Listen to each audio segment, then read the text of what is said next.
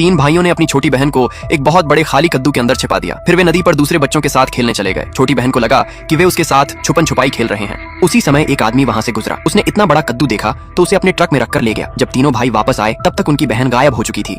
10 साल बीत गए। सबसे बड़ा भाई अरबपति सीईओ बन गया, दूसरा भाई पूर्वी इलाके का गवर्नर बन गया, तीसरा भाई ड्रैगन नेशन का सबसे ताकतवर योद्धा बन गया। लेकिन इन 10 सालों में उन्होंने अपनी बहन को ढूंढना कभी नहीं छोड़ा। एक दिन आखिर उन्हें खबर मिली, शेन मिंग तियान, तुम मेरी बहन को ले गए थे, सच बताओ वह कहाँ है? सच बोलोगे तो तुम्हारी जान बच सकती है। डरा हुआ आदमी बोला, मुझे माफ कर दीजिए, मैं सब सच बताऊंगा। आपकी बहन अभी ईस्ट कैपिटल में है। हर सुपरिवार के बच्चे के पास जन्म से खास ताबीज होता है, ये कभी किसी दूसरे को नहीं दिया जाता। उनकी बहन के पास भी ऐसा ही ताबीज था। बड़े भाई ने कहा, उसी ताबीज से हम उसे ढूंढ लेंगे। कुछ देर बाद खबर आई, सर हमें आपकी बहन मिल गई है, उसकी शादी हो चुकी है, वह कल ही अपने नए घर में रहने गई है। बड़े भाई ने कहा, दूसरे और तीसरे भाई को खबर दो, कल हम अपनी बहन से मिलने जाएंगे और उसके लिए ढेर सारे तोहफे ले जाएंगे। अगले दिन घर में गृह प्रवेश की पार्टी चल रही थी। एक लड़की बोली, वाह कितना बड़ा घर है, सच में तुम्हारी किस्मत बहुत अच्छी है। दूसरी लड़की हंसते हुए बोली, अभी तो बड़े मेहमान आने वाले हैं, असली मजा तब आएगा। तभी बाहर से आवाज आई, डोंगहुआंग ग्रुप के सीईओ की तरफ से नए घर के मालिक के लिए तोहफे आए हैं। एक बहुत महंगी जेड की दीवार, 50 करोड़ रुपए नकद और एक लिमिटेड एडिशन सुपरकार। सब लोग हैरान रह गए। लड़की खुशी से बोली, ये सब मेरे लिए है? सीईओ का आदमी बोला, हाँ ये सब इस घर की मालकिन के लिए है।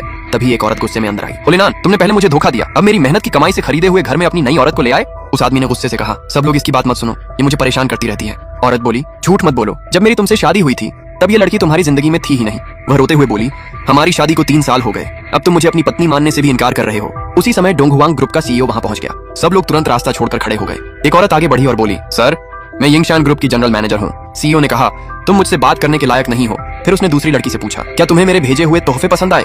लड़की मुस्कुराकर बोली, हाँ बहुत पसंद आए। सीईओ ने कहा, मेरे पास तुम्हारे लिए एक और तोहफा है। उसने दुनिया का सबसे कीमती हार मंगवाया। सब लोग दंग रह गए। तभी पहली औरत जोर से बोली, रुको, इस घर की असली मालकिन ये नहीं, मैं हूँ। सब लोग हंसने लगे, तुम सिर्फ एक गांव की लड़की हो, इतना बड़ा घर कैसे खरीद सकती हो?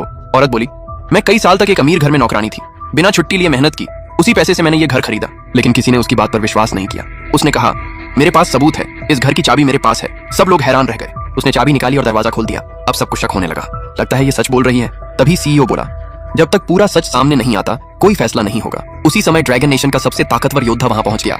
बड़े भाई ने कहा, क्या हमारी बहन मिल गई? सीईओ बोला, 2 लड़कियां खुद को इस घर की मालकिन बता रही हैं। तभी एक लड़की ने अपने पास रखा सुपरिवार का ताबीज दिखाया। सब लोग चौंक गए। योद्धा बोला, ये हमारे परिवार का ताबीज है, दुनिया में ऐसे सिर्फ 4 हैं, अगर ये तुम्हारे पास है तो तुम हमारी बहन हो सकती हो। बड़े भाई ने कहा, हमें अपना ताबीज दिखाओ।